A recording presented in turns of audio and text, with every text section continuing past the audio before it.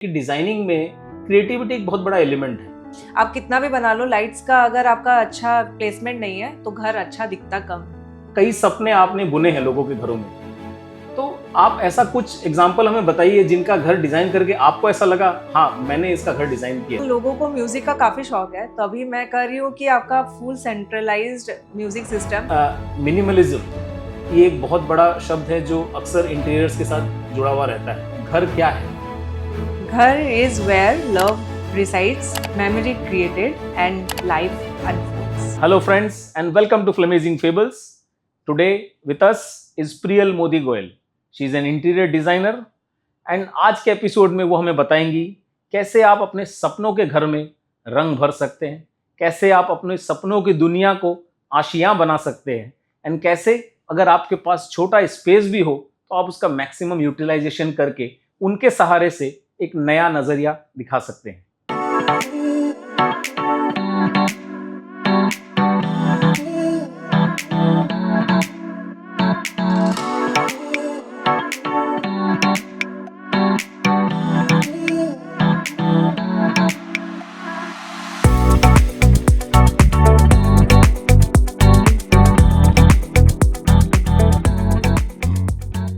Priyal, welcome to Flamazing Fables. तो सबसे पहला सवाल मेरा आपसे यही है कि आप क्योंकि एक इंटीरियर डिजाइनर हैं तो इसकी इंस्पिरेशन आपको कहाँ से मिली?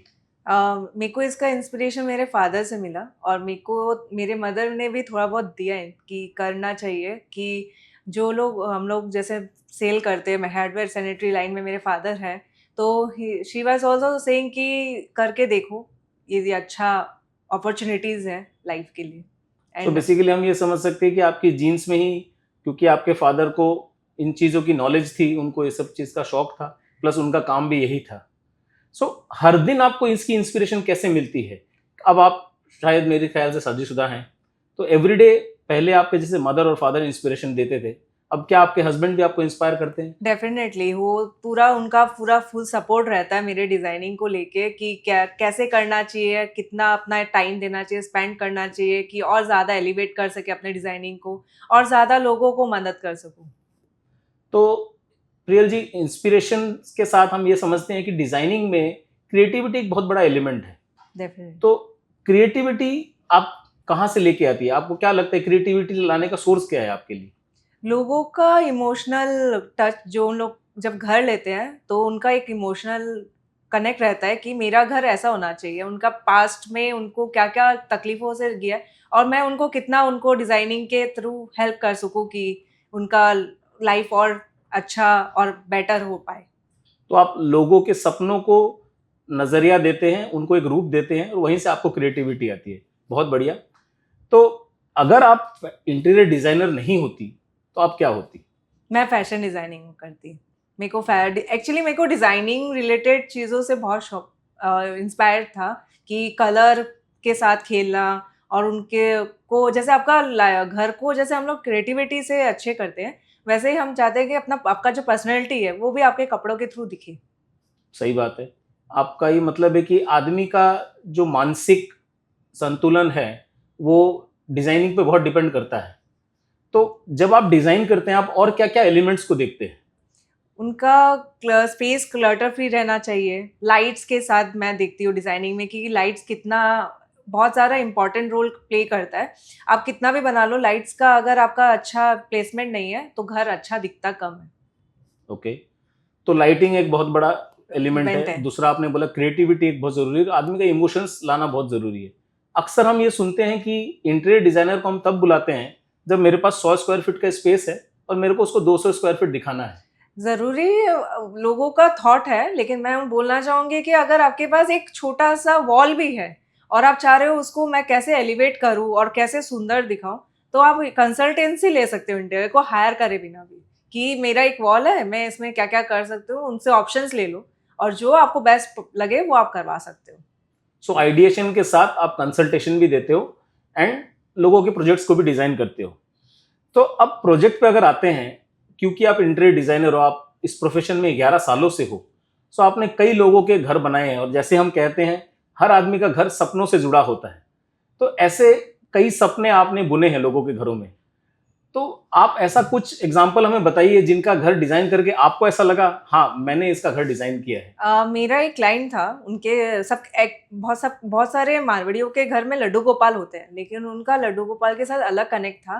वो बोल रहे थे कि मैं अपना घर बनाई हूँ, अपना बेड भी बनाई हूँ और मैं कंफर्टेबल हूँ कि मेरा लड्डू गोपाल नहीं रहेंगे, तो इसका क्या कर सकते हैं। तो मैंने उनके जो बेड उनका जो डिज़ाइन किया था, same design I can incorporate for the Laddu Gopal also, कि सेम उनको भी लगे।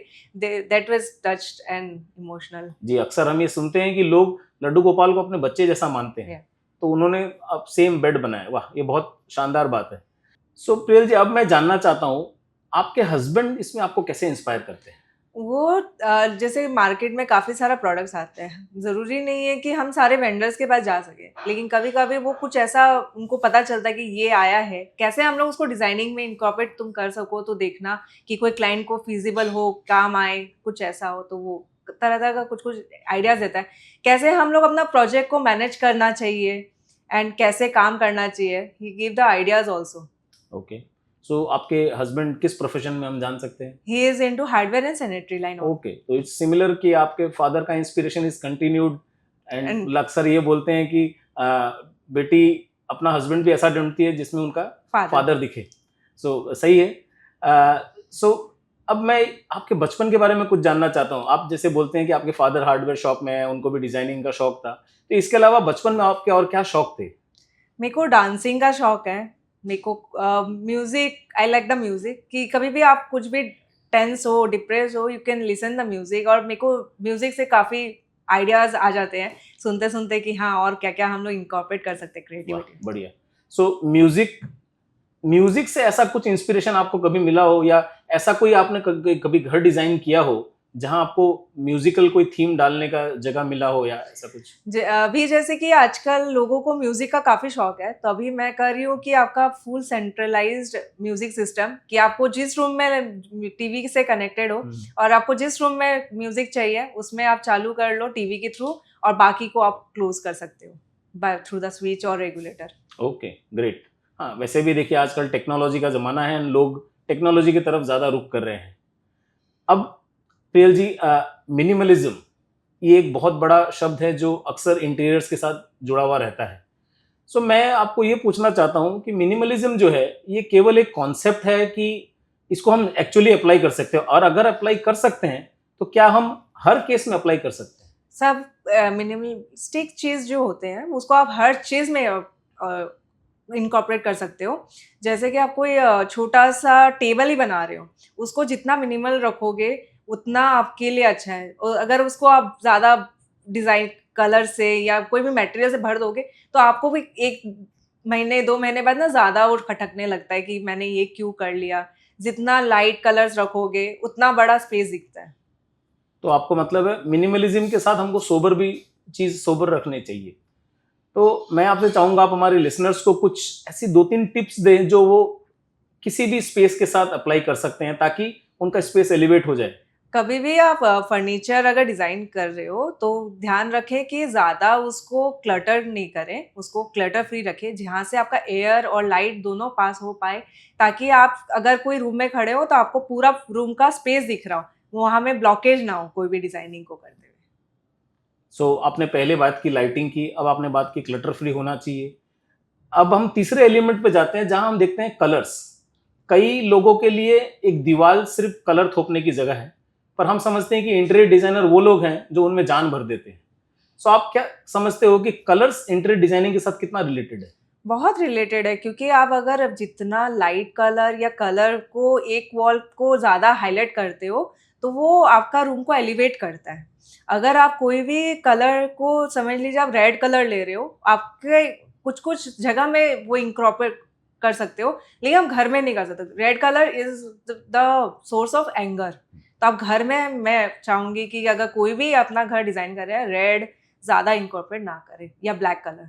तो आप किस तरीके के कलर्स को चूज करते हैं? मैं बेज कलर में ज़्यादा चूज़ करती हूँ, लाइट कलर्स, ताकि वो आपको 1 साल नहीं, आपको 10 साल बाद भी आपको आपका घर वैसा का वैसा ही लगे, कि हाँ, मैं घर में आ रही हूँ और काम है, मेरा माइंड पीस है, मेरे को और सारे आइडियाज़ आते हैं, घर का माहौल अच्छा रहता है।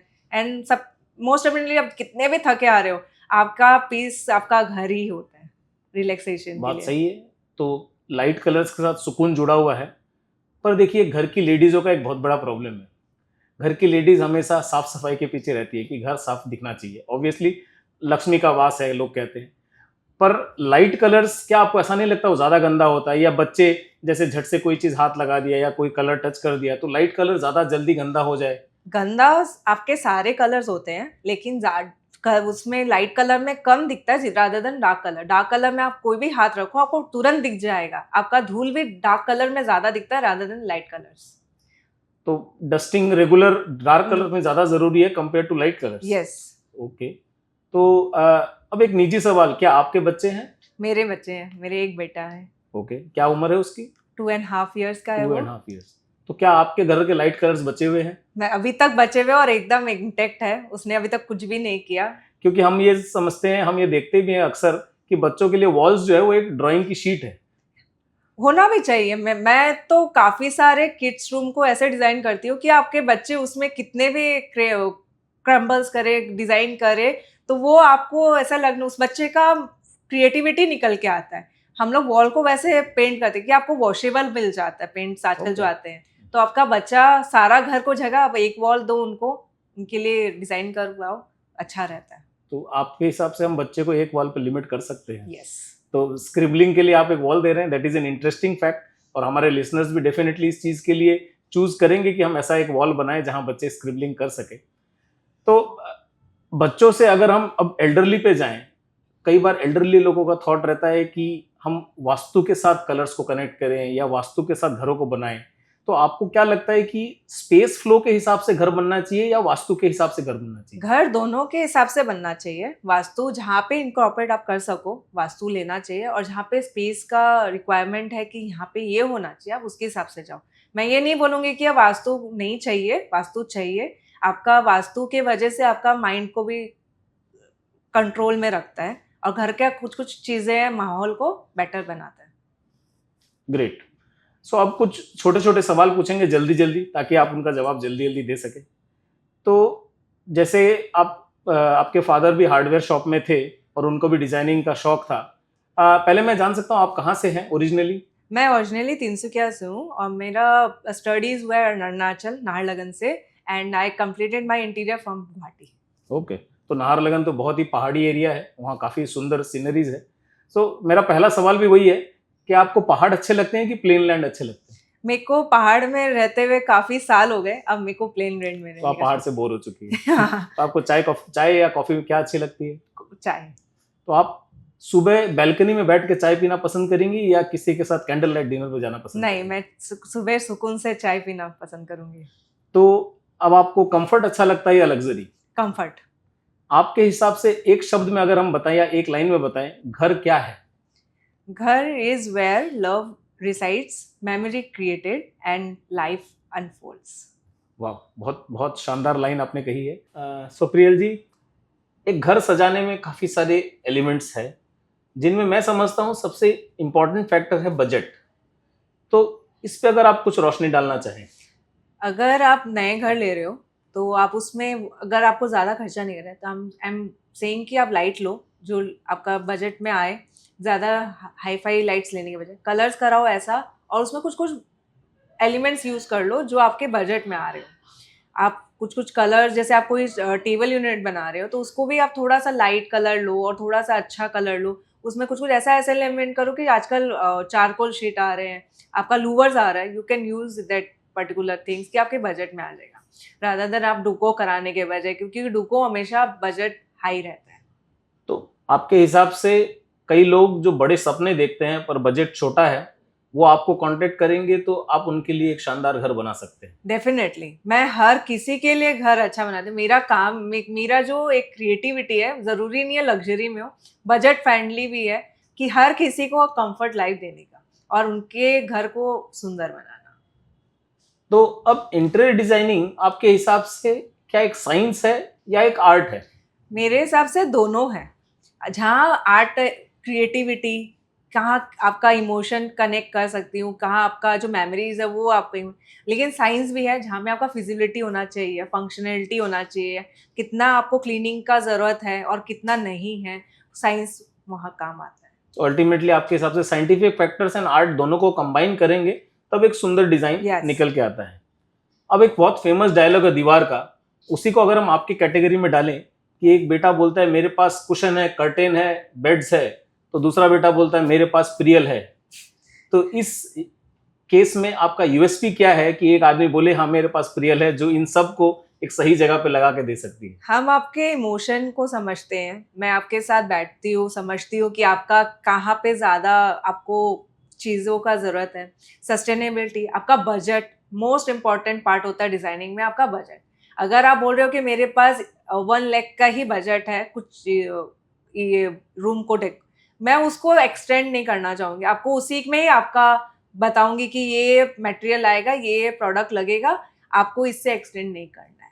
आपका बजट सबसे इम्पोर्टेंट होता है एंड मोस्ट इम्पोर्टेंटली कि आपका इमोशन कनेक्ट जो आपको घर बनाने के लिए चाहिए। सही है, लोग अपने सपनों को घरों से जोड़ते हैं, हर आदमी का घर एक सपनों का घर है, और हम चाहेंगे हर आदमी बोले मेरे पास प्रियल है और मेरा घर प्रियल सजा के दे सकती है। Thank you Priyal for being here and thank you for answering all the questions. Thank you Wasim for calling me here and thank you for giving the opportunity for me. So friends, this was Priyal Modi Goyal, an interior designer by profession, जिन्होंने हमको बताया आपकी soul कैसे आपके रंगों के साथ, कैसे आपके एम्बियंस के साथ, कैसे आपके कलर्स के साथ, कैसे आपके घरों के साथ रिलेटेड है। सो पूरा एपिसोड देखने के लिए धन्यवाद and do not forget to like, share and subscribe. Thank you.